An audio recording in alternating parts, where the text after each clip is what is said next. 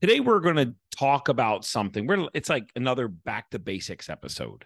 And this is a required topic every once in a while. So this is something that we should revisit. Should probably throw one here about every, I don't know, fourth or fifth episode, and just make sure I keep hammering the same concept and the same topic home.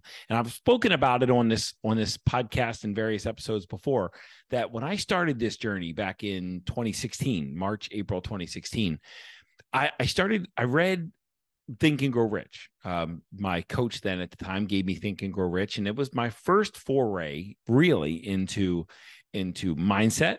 My first foray into personal development. I had read The Slight Edge, but that's more habitual. It's definitely a mindset book, but Think and Grow Rich is mindset to a T. And it's a like Think and Grow Rich. If you guys haven't read it, Think and Grow Rich is it really is a recipe for success. It's the success playbook. But there's a handful of books. I had a speaking engagement last week, and well, actually two over the last 2 weeks, where at the very beginning I held up a copy of Think and Grow Rich, and I said, "How many of you have read this?" And a bunch of them, woo! And I said, "Clap for me," and a bunch of them clapped, and you could hear a bunch of people read Think and Grow Rich, and then I said, "How about The Science of Getting Rich by Wallace Wattles?" And woo! They all said that, they all clapped. How about As a Man Thinketh by James Allen? And woo! People clapped.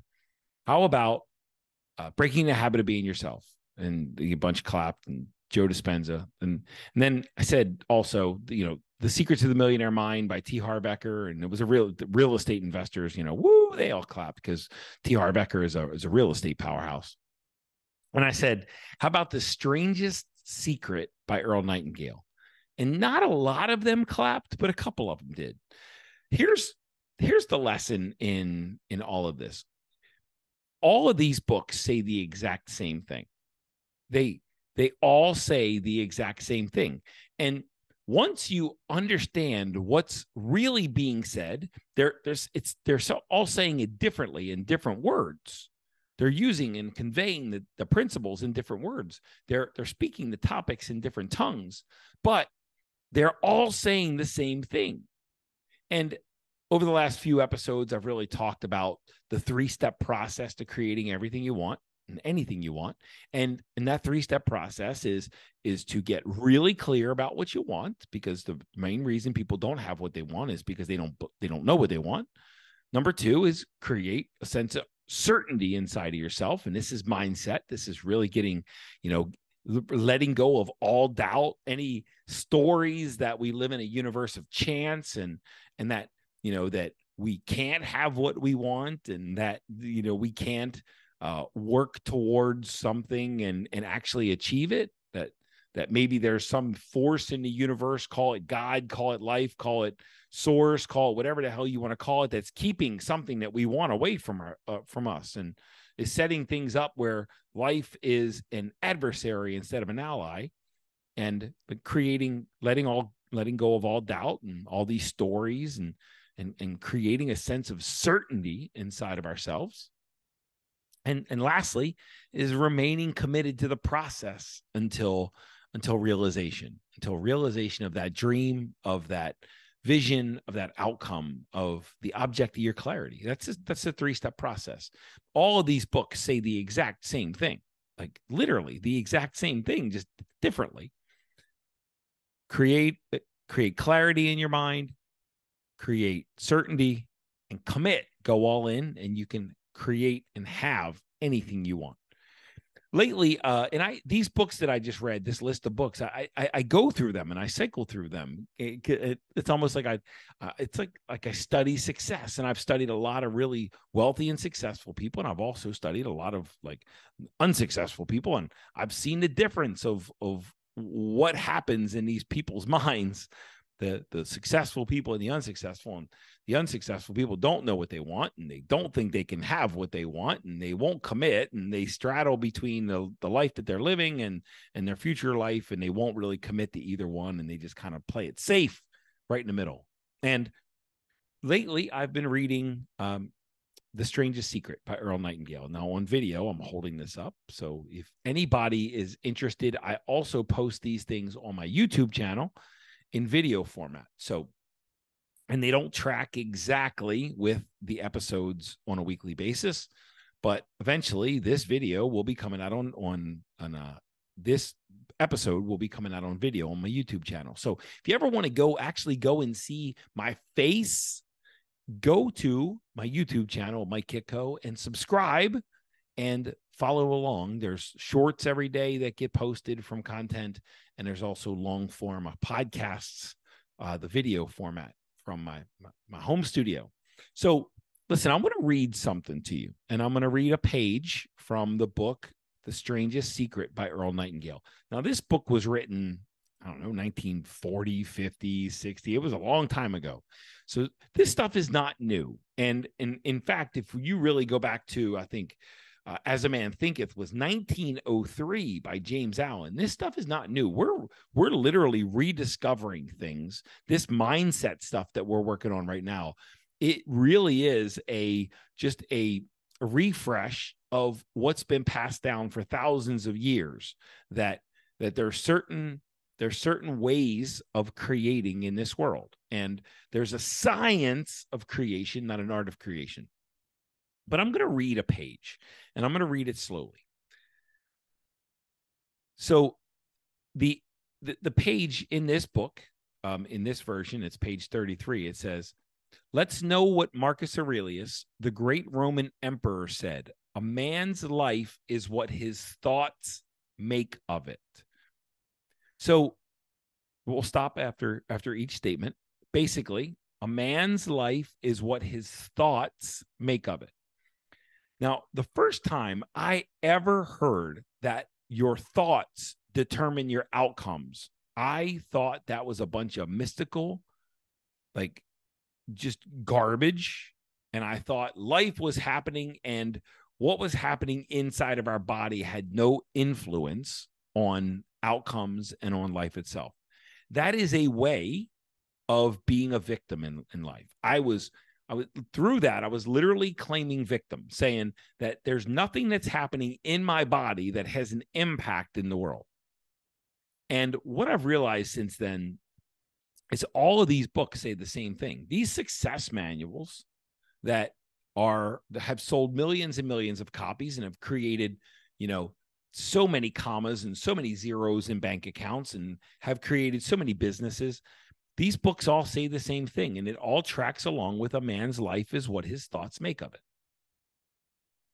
Disraeli said, "Everything comes if a man will only wait.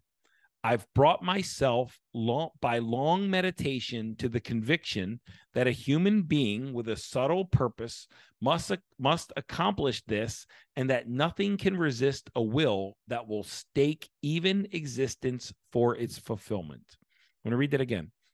Everything comes if a man will only wait.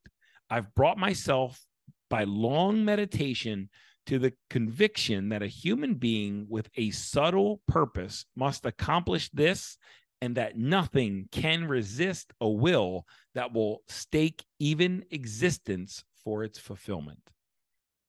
So, in essence, what that statement is saying is that nothing can overcome a will that is determined and I'll use my word, committed to an outcome. Conviction, committed. Everything comes if a man will only wait. When we talk about commitment, the enemy of commitment is impatience. I've done an episode in the past where I talk about impatience and urgency not being the same thing. Impatience is fear-based. Impatience is based on insecurity, fear of loss, lack of trust. Impatience is fear-based, where urgency is courage-based. It's the willingness and the ability to pounce on opportunity when it shows up. And these two are not the same thing. I hope you can see the subtle difference between impatience and urgency. Because once you see it, you can't unsee it. And Disraeli said, everything comes if a man will only wait. Now, when you put these two together, a man's life is what his thoughts make of it, and everything comes if a man will only wait. When you hold something in mind long enough and you're committed to that thing, it will come to pass. This is what this is saying. And this is what I've recognized in my life is true. Is sometimes the only reason you don't have what you want is because you don't know what you want.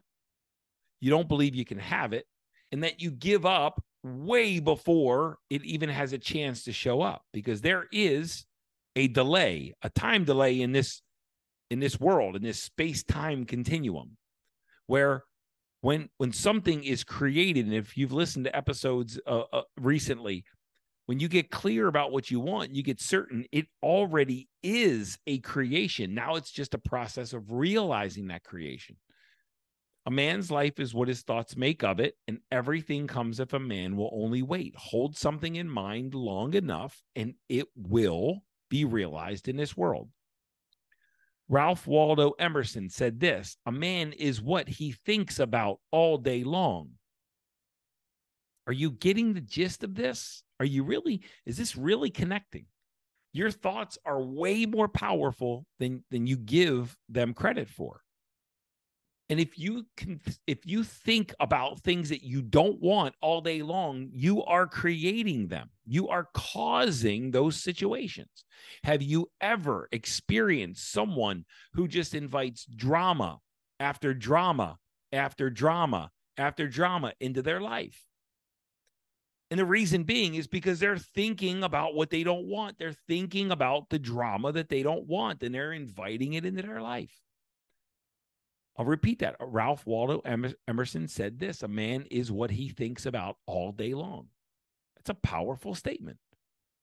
What are you thinking about all day long? Are you thinking about what you want? Or are you thinking about what you don't want? Do you change what you want, or are you locked in? Because there was also a time where I would change up over and over what I actually wanted, and I didn't give anything a chance to actually be realized in this world. Now that I've narrowed in and focused in on one single thing that I want to see realized in this world, things are moving in a very, very powerful, powerful dimension. William James said, the greatest discovery of my generation is that human beings can alter their lives by altering their attitudes of mind. He also said, we need only in cold blood act as if the thing in question were real, and it will become infallibly, whoo, that was a mouthful, infallibly real by growing into such a connection with our life that it will become real. It'll become so knit with habit and emotion that our interest in it will be those which characterize belief. I'm going to read that again, and I'll try to say infallibly correct. William James said, the greatest discovery of my generation is that human beings can alter their lives by altering their attitudes of mind. He also said, we need only in cold blood act as if the thing in question were real, and it will become infallibly real by growing into such a connection with our life that it will become real. It'll become so knit with habit and emotion that our interest in it will be those which characterize belief. Going back to Ralph Waldo Emerson, a man is what he thinks about all day long. If you think about get really clear about what you want, think about what you want, let go of all doubt that you can have it, and remain committed to it, and hold it in mind for a long period of time, a period that you are not, it's none of your business how fast something comes to realization.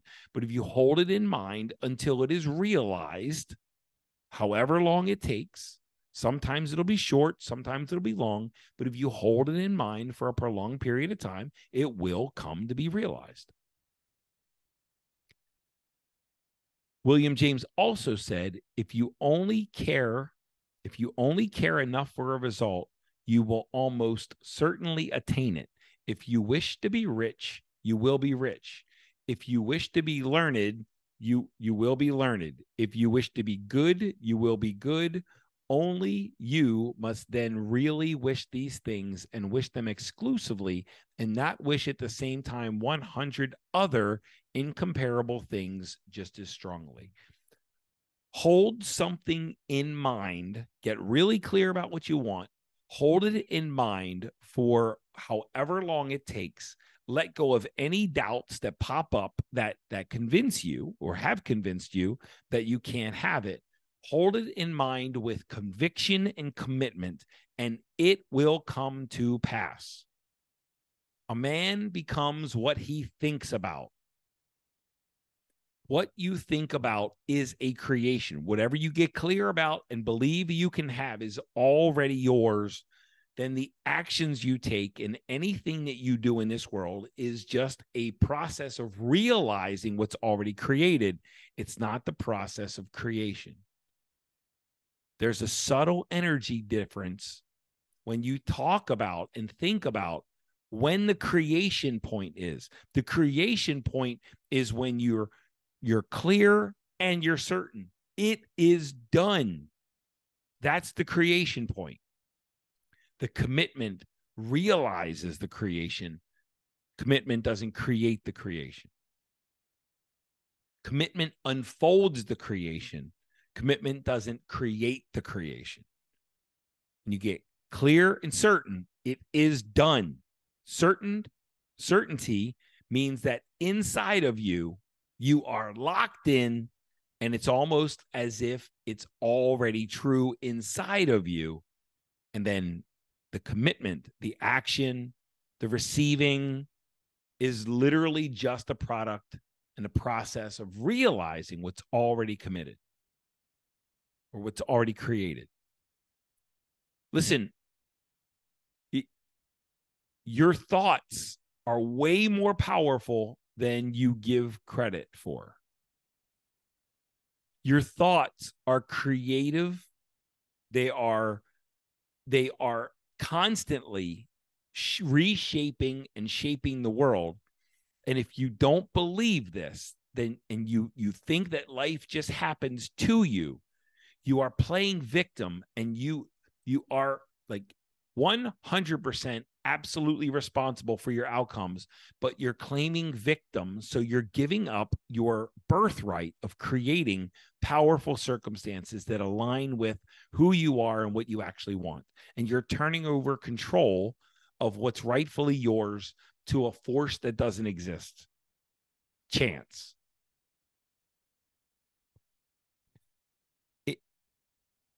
In The Strangest Secret, Earl Nightingale also talks about how sometimes people feel safer as a victim than they do as the conscious creator of their life. There's safety in being a victim, but you're likely not going to live a very high quality life, and you're just going to walk on eggshells waiting for the next bad thing to happen to you. And that is not a high quality way to live. You are a conscious creator, whether you know it or not. You're just either a conscious creator or an unconscious conscious creator. But your thoughts are creating your outcomes. Your thoughts are creating your circumstances. There is a 3-part process to creating anything you want. And I'm going to keep beating this until everybody on this podcast, everybody on this channel, everybody in the stratosphere hears it and remembers it. Get really clear about what you want. Get certain that you can have anything you want, and remain committed. Hold that thing in mind until it comes to pass, and it will come to pass. If you don't believe this to be true, let go of that uncertainty, let go of that doubt, and you'll see how true it's been your entire life. Guys, crack The Strangest Secret by Earl Nightingale.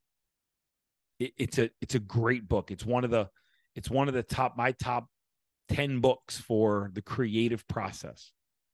And it'll help you create anything you want in this life.